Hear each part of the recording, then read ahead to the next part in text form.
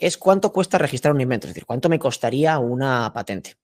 Aquí, un poco como hemos dicho, vamos a definir sobre todo dos cosas, que una es pues, el modelo de utilidad y la patente. Una idea normalmente, tenemos unos cuantos vídeos que también os lo pondremos en la descripción sobre la diferencia entre un modelo de utilidad y una patente y las características de cada uno de ellos, pero bueno, en general se dividen estas dos partes, que es el modelo de utilidad, que es una patente, o sea, bueno, protección de una idea, que se define en un modelo de utilidad que suele tener una protección de unos 10 años y en este caso pues las tasas de solicitud son solamente 86,17 euros actualmente, que esto suele variar algunos años, y los honorarios rondan más o menos unos 1.000 euros, más o menos da igual a dónde vayas con un profesional.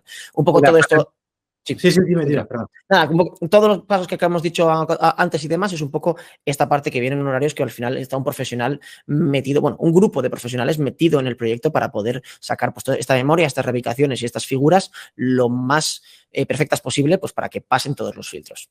Eso es. Y la patente pues ya sube un poquitín más, en vez de durar 10 años, dura 20 años y los honorarios valen muy parecido. El tema es que la tasa de solicitud, bueno, la tasa de solicitud es la misma, pero luego hay tasa del IET, que son 587 euros, y tasa de examen sustantivo. Al final son estudios que te hace, que nos obliga, vamos a decir, la Oficina Española de Patentes y Marcas a que ellos realizan y demás, y que pues tendrá su coste interno y es una tasa que no podemos eludir. Entonces, es verdad que la patente pues te otorga 20 años y demás, pero el coste es bastante superior y a veces igual merece la pena, depende un poco del proyecto, orientarlo igual a un modelo de utilidad y invertir inicialmente menos y luego igual escalar en cuanto haya el producto o el invento salido más hacia adelante y tenga su éxito, igual elevarlo a patente o bueno, o ver de qué forma. Hay muchísimas formas. Comentar también que con un modelo de utilidad y una patente, tanto como modelo de utilidad como de patente, tienes los 12 primeros meses de prioridad internacional, ¿vale? Comentar un poco. Cierto, también es verdad.